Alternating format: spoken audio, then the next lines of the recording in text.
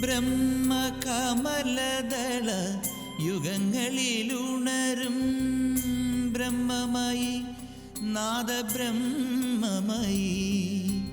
സ്വരരാഗസുമമാല്യം അണിയും സുധാമയി സുരസോമമയി ബ്രഹ്മകമലദള യുഗങ്ങളിലുണരും. ഇപ്പോഴും കേട്ട പാട്ടില്ലേ, അത് ഞാനും അവനും കൂടെ ചെയ്ത ഒരു പാട്ടാണ്. ഒരു പക്ഷേ ആദ്യമായിട്ട് ഞാൻ പറഞ്ഞിരുന്ന ആദ്യത്തെ ഒരു പാട്ടാണ് ഇതെന്ന് കേട്ടാൽ തോന്നുമോ? ഒരിക്കലും തോന്നുന്നില്ല. എസ് മഹാദേവൻ തമ്പി എന്ന ഇന്നത്തെ additional director of public relations, ആ വ്യക്തിയെക്കുറിച്ച്, എൻ്റെ തമ്പിയെക്കുറിച്ച് എങ്ങനെ പറയണം, എങ്ങനെ തുടങ്ങണമെന്ന് എനിക്കറിഞ്ഞൂടാ. എൻ്റെ ജീവിതത്തിൽ തമ്പി എന്താണ് എന്ന് ചോദിച്ചാൽ, എൻ്റെ അമ്മയുടെ വയറ്റിൽ ജനിക്കാതെ പോയ എൻ്റെ അനുജനെക്കാട്ടിൽ പ്രിയപ്പെട്ട അനുജൻ. ഒറ്റ വാക്ക്. എൻ്റെ എല്ലാ സുഖങ്ങളിലും എൻ്റെ എല്ലാ ദുഃഖങ്ങളിലും ആദ്യം ഓടിയെത്തുന്ന തമ്പിയാണ്. തമ്പിയുടെ ഒരുപാട് പാട്ടുകൾ ആകാശവാണിക്ക് വേണ്ടി ഞാൻ ചെയ്തിട്ടുണ്ട്. അത് ഇപ്പോൾ നമ്മുടെ കൃഷ്ണേന്ദ്രൻ പാടിയ പാട്ട് 76 ചെയ്തതാണ്. ഒരു ബ്രഹ്മകമലദള യുഗങ്ങളിലുണരും എന്നുള്ള പാട്ട്. അതുപോലെ തന്നെ അഗ്നിവീണയിൽ ആരോ മീട്ടിയ ഒരു അപൂർവ രാഗം ഞാൻ. ഈ പാട്ടുകളൊക്കെ ഒരു കാലത്ത് കേരളം മുഴുവൻ ഉള്ള മത്സരങ്ങൾക്കെല്ലാം കുട്ടികൾ പാടിക്കൊണ്ട് നടന്ന പാട്ടുകളാണ്. എൻ്റെ അടുക്കൽ രാജസൻ എന്നോട് പാട്ട് എഴുതാൻ പറഞ്ഞു. എനിക്കങ്ങനെ ഒരു കവിതയുടെ ഒരു ധാരണയോ ഒരു വിചാരമൊന്നും അന്നേരം മനസ്സിലൊന്നും ഉണ്ടായിരുന്നതല്ല. നീ ആവുമെന്ന് പറഞ്ഞു. അപ്പം ഞാൻ എഴുതി രാജസൻ്റെ കൊടുത്തു. രാജസനെ ട്യൂൺ ചെയ്ത് കഴിഞ്ഞപ്പോഴത്തേക്ക് അതിമനോഹരമായ രീതിയിലുള്ള പാട്ടായി. അപ്പോൾ ആകാശവാണിയിൽ അന്ന് പത്മനാഭൻ നായർ സാർ ഉണ്ടായിരുന്നു. അദ്ദേഹമായിരുന്നു എൻ്റെ പ്രൊഡ്യൂസർ, മ്യൂസിക് പ്രൊഡ്യൂസർ. അദ്ദേഹത്തിൻ്റെ മകൾ ലത വരുന്നതിന് വേണ്ടിയിട്ട്, ലതയ്ക്ക് വേണ്ടിയിട്ടൊരു പാട്ടുണ്ടാക്കണം എന്ന് പറഞ്ഞു. അപ്പോൾ രാജസൻ എന്നോട് പറഞ്ഞാൽ അത് നീ ഇരുന്ന് എഴുതിയാൽ മതി, എവിടത്തേക്ക് അങ്ങനെ ശരിയായിക്കോളും, നീ അങ്ങ് എഴുതാൻ പറഞ്ഞു. അങ്ങനെ വളരെ വളരെ കാഷ്വലായിട്ടിരുന്ന് എഴുതി. അങ്ങനെ അത് വളരെ നല്ലൊരു പാട്ടായിട്ട് അത് മാറി. പിന്നെ ഇതുവരെ എൻ്റെ അടുക്കൽ അങ്ങ് അദ്ദേഹം പറയും, നീ ഇങ്ങനെ എഴുത്, ഒരു തരത്തിലങ്ങ് പറയും. അപ്പം നമ്മളുടെ എഴുതുന്നതിൻ്റെ സാഹിത്യത്തിനൊരു സത്യത്തിലൊരു അപകർഷതാബോധം തോന്നും.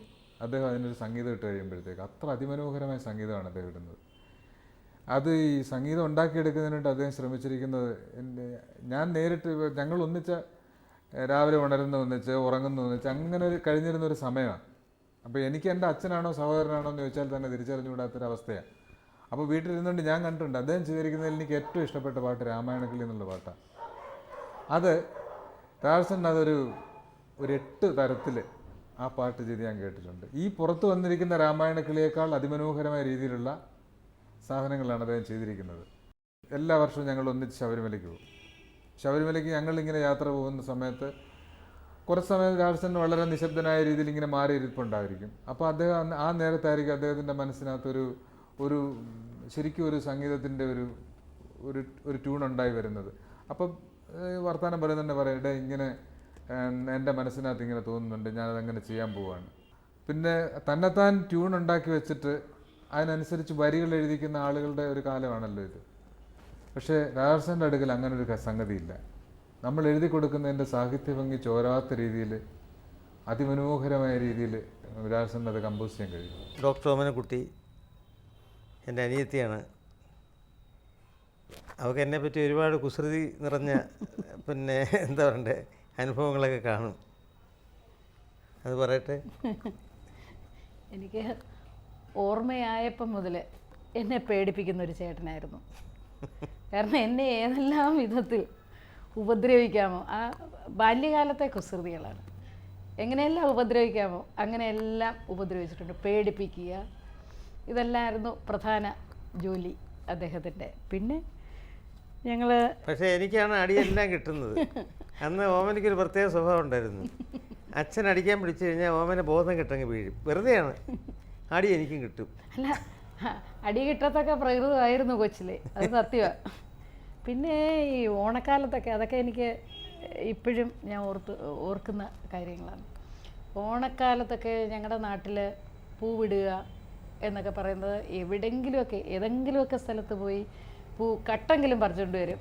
കുളങ്ങളിൽ പോയി ആമ്പൽപ്പൂക്കൾ, അതുപോലെ തന്നെ താമരപ്പൂക്കൾ, ഇതെല്ലാം പറിച്ചുകൊണ്ട് വരുമായിരുന്നു. അത് കുളത്തിൽ ചാടി നീന്തി കൂട്ടുകാരുമായിട്ട് പോയി ഒക്കെ പറിച്ചുകൊണ്ട് വന്നിരിക്കും. വെളുപ്പാങ്കാലത്ത് ഈ കിണ്ടിയിലെ വെള്ളമൊക്കെ എടുത്ത് തറയൊക്കെ മെഴുകി പൂവിടുന്ന ഒരു പതിവ് ഓണക്കാലത്ത് ഞങ്ങളുടെ നാട്ടിലുണ്ടായിരുന്നു.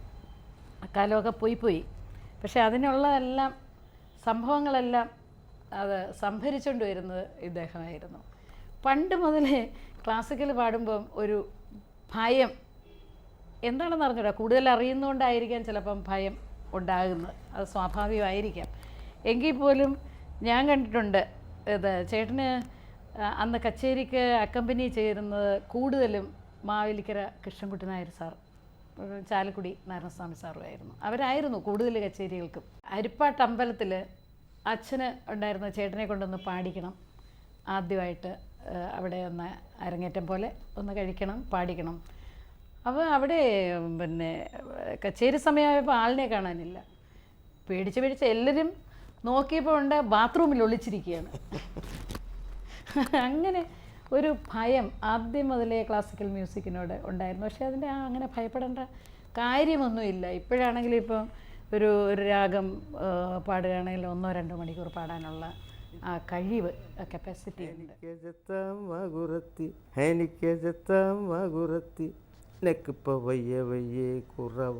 നെക്കൊരു പുള്ളയുണ്ട് കുറവ. ഇനി എൻ്റെ കുടുംബത്തിൻ്റെ കാര്യങ്ങൾ പറയണമല്ലോ. ഇവിടുത്തെ ഏറ്റവും ഇളയ അംഗം മീനാക്ഷി. ഞാൻ പേരിട്ട മീനാക്ഷി എന്നാണ്, പക്ഷേ അവരൊക്കെ വേറെ എന്തൊക്കെയോ പേര് പറയുന്നുണ്ട്, എനിക്കിഷ്ടം അതാണ്. പിന്നെ എൻ്റെ മകൻ്റെ ഭാര്യയാണിത് മഞ്ജു. എൻ്റെ മകൾ കാർത്തിക, അവളുടെ ഹസ്ബൻഡാണ് വിനോദ്. എൻ്റെ മകന് സന്തോഷ് ശിവൻ്റെ അനന്തഭദ്രത്തിൻ്റെ മിക്സിങ്ങിൽ സ്റ്റുഡിയോയിലിരിക്കുകയാണ്. ഭാഗ്യം കൊണ്ട് അതിലെ പാട്ടുകൾ ചെയ്യാനും എനിക്ക് ഇടയായി. ഇതിനിടയ്ക്ക് ഒരാളെ ഞാൻ പരിചയപ്പെടുത്തിയില്ല. നിങ്ങൾക്കറിയാം, എൻ്റെ ഭാര്യ. വാതുക്കലെത്തുന്ന നേരം ചിരിക്കുന്ന വാസന്തിപ്പൂവാണ് ഭാര്യ എന്നുള്ള കാര്യത്തിൽ സംശയം ഉണ്ടെങ്കിൽ പോലും വലിയ കുഴപ്പമൊന്നുമില്ല. അങ്ങനെ ഒരു ഭാര്യയാണ്. അവൾ കഥകളൊക്കെ എഴുതുമായിരുന്നു. അവളുടെ പാട്ടുകൾ ഞാൻ ട്യൂൺ ചെയ്ത് ആകാശവാണി അവതരിപ്പിച്ചിട്ടുണ്ട്. ചേട്ടനെ ഞാൻ കാണുന്നതെന്ന് വെച്ചാൽ കോളേജിൽ ചേട്ടൻ്റെ ഓം ചേച്ചി, ചേട്ടൻ്റെ അനിയത്തി കോളേജിൽ അന്ന് ലെക്ചറാണ്. ഓമൻ ചേച്ചിയെ കൊണ്ടുവിടാനായിട്ട് കോളേജ് വരും. പിന്നെ കോളേജിലെ ഫംഗ്ഷൻ, ഈ കോളേജ് ഡേക്കൊക്കെയുള്ള എന്തെങ്കിലും പ്രോഗ്രാംസിന് പാട്ടൊക്കെ ട്യൂൺ ചെയ്യണമെങ്കിലൊക്കെ കോളേജ് വരാറുണ്ട്. അപ്പം അങ്ങനെയുള്ള ഈ ഞങ്ങളുടെ സ്റ്റേജിൽ എന്തെങ്കിലും പ്രോഗ്രാമൊക്കെ ഉണ്ടെങ്കിൽ അവിടെ വെച്ചൊക്കെ കാണാറുണ്ട്. പിന്നെ വഴുതക്കാട് ആണല്ലോ ആകാശവാണി. അപ്പം കോളേജിൽ കയറുന്ന സമയത്ത് മിക്കവാറും ഇങ്ങനെ വെളുത്ത സീ ത്രൂ ഷർട്ടും പിന്നെ കോടിമുണ്ടും കവളത്തെ മറുകും എല്ലാവരും വളരെ നോട്ടീസ് ചെയ്യുന്നൊരു ഫിഗറാണ്. കയ്യിലൊരു ARL ആകാശവാണിയിലൊരു സ്പൂളും കാണും, ഒരു ജെയിംസ് ഹാർട്ട്ലി ചേസും കാണും. ആകാശവാണിയിലേക്കാണ് ചേട്ടൻ്റെ പേർക്ക് ഒരു ലളിതഗാനം എഴുതി അയച്ചു, അതും പേര് വെച്ചില്ല. അപ്പോൾ അവിടെ ചെന്നപ്പോൾ ഒരു ദിവസം ആകാശവാണി ചെന്നപ്പോൾ പറഞ്ഞു, ഇങ്ങനെ പേര് വെക്കാതെ ലളിതഗാനമൊക്കെ അയച്ചെന്നാൽ പിന്നെ കോൺട്രാക്റ്റ് തരാൻ ബുദ്ധിമുട്ടാണ്, പേരും അഡ്രസ്സും വേണം. അപ്പോൾ എനിക്ക് ആകെ വെപ്രാളമായി. അപ്പോൾ ഞാൻ അയച്ചതെന്നുള്ളത് മനസ്സിലാക്കി എന്നുള്ളത് എനിക്കപ്പോൾ മനസ്സിലായി. ഏതായാലും അപ്പം ഞാൻ എന്നിട്ടും പേരൊന്നും എഴുതി കൊടുത്തില്ല. പക്ഷേ ചേട്ടൻ തന്നെ അത് ട്യൂൺ ചെയ്തു. നമ്മുടെ ഉദയഭാനു ചേട്ടൻ്റെ വൈഫ് വിജയലക്ഷ്മി ചേച്ചിയാണെന്ന് ആ പാട്ട് ആദ്യം പാടിയത്. സഗമഗമാ ഗമധമധ മദനിധനി ധനി